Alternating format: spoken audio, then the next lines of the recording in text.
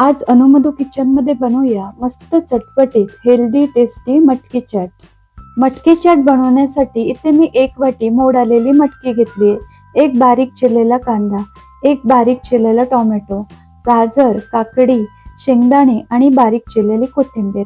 गॅसवर करी पॅन ठेवलाय, यात 1 ते 1.5 ग्लास पाणी घालायचं। मटकी आपल्याला वाफवून घ्यायची। तर पहा, पाण्याला छान उकळी आली, यात अर्धा चमचा हळद आणि चवीपुरतं मीठ घालायचं। मग यामध्ये मोड आलेली मटकी आणि शेंगदाणे घालून मिसळून घेऊ।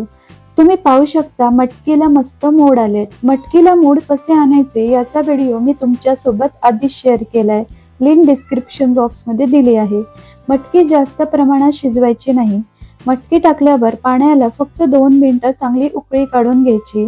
त्यानंतर गॅस बंद करायचा आणि यावर झाकण ठेवून 5 मिनिटं हे असंच ठेवायचं। साधारण 5 मिनिटांनी बघा मटकी शिजली, यातील पाणी पूर्णपणे निथळून घेऊ। आता ही मटकी थंड करून घेऊ। मटकी थंड झाल्यावर एका बाउलमध्ये काढून घेऊया। यामध्ये ऍड करूया बारीक चिरलेला कांदा, त्याचसोबत काकडी, टोमॅटो, गाजर, तुम्ही यात बीट, उकडलेला बटाटा, डाळिंबाचे दाणेही वापरू शकता। बारीक चिरलेली कोथिंबीर घालायची। काही मसाले ऍड करू।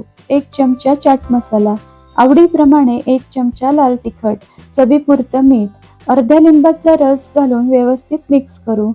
तयार आहे हेल्दी टेस्टी मस्त चटपटीत मटकी चाट। डाएट करणाऱ्यांसाठी एक छान ऑप्शन आहे।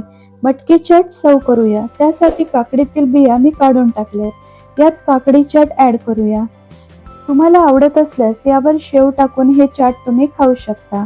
आजची एकदम सोपी झटपट होणारी रेसिपी आवडली तर व्हिडिओला लाईक, शेअर आणि आपल्या चॅनलला सबस्क्राईब नक्की करा। पुन्हा भेटूया अशाच एका छानशा रेसिपी सोबत।